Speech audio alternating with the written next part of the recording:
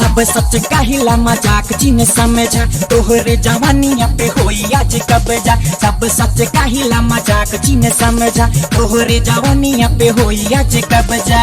लेब उठाई सीधे ले जाइब पटाना, छपी अखबार में हो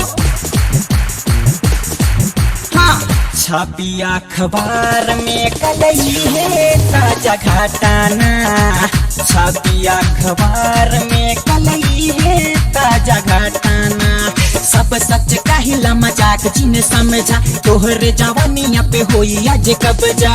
लेब उठाई सीधे ले जाइब पटाना, छपी अखबार में हो छपी अखबार में कलई है ताजा घटाना।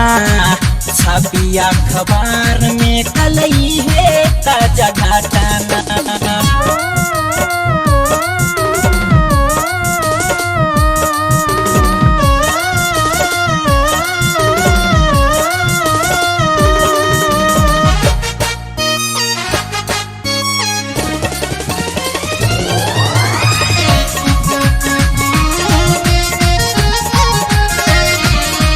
तोहर देखी समान हमर डोले ईमान, गोरी चढ़ल जवानी बा।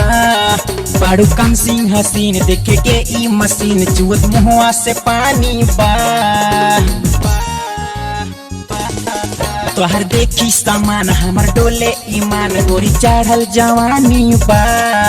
बाड़ू कम सिंह हसीन देखे के ई मशीन, चुअत मुहवा से पानी बा।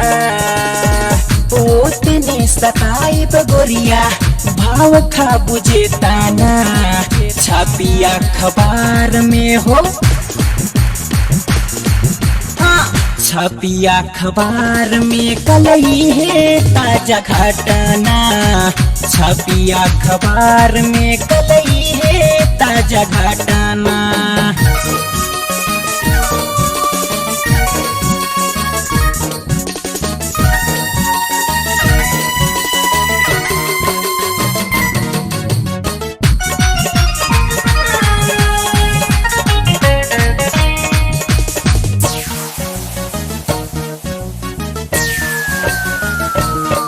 चाहे पागल कहा चाहे मजनू कहा चाहे कहा दीवाना हो, तनी सट जाइदा प्यार पट जाइदा हमके आपन माना हो।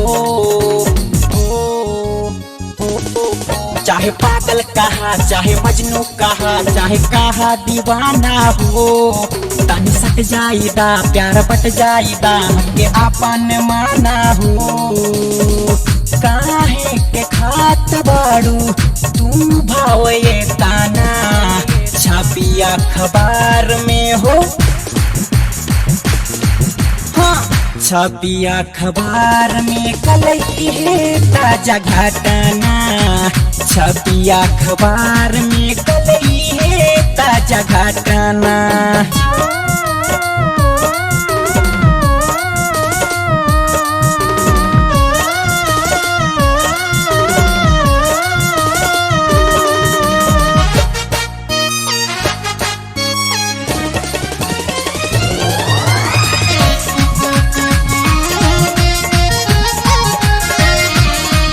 चाहे खंजर चली चाहे गोली चली चाहे लग जाई थाना हो, चाहे फट जाई बम तोहे छोड़ब ना हम पटिशन की दीवाना हो।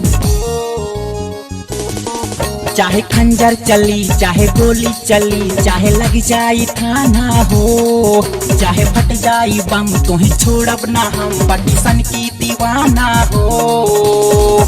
देख कि तोहारा में दाम बाट के ताना, छपी अखबार में हो छपी अखबार में कलई है ताजा घटाना। छपी अखबार में कलई है ताजा घटना। सब सच कहिला मजाक जिन्हें समझा, तोहरे जवानी है होई आज कब्जा। ले उठाई सीधे ले जाई पटाना, छपी अखबार में हो छपी अखबार में कलई है ताजा घटना। छपी अखबार में कलई है ताजा घटना। छपी अखबार में कलई है ताजा घटना।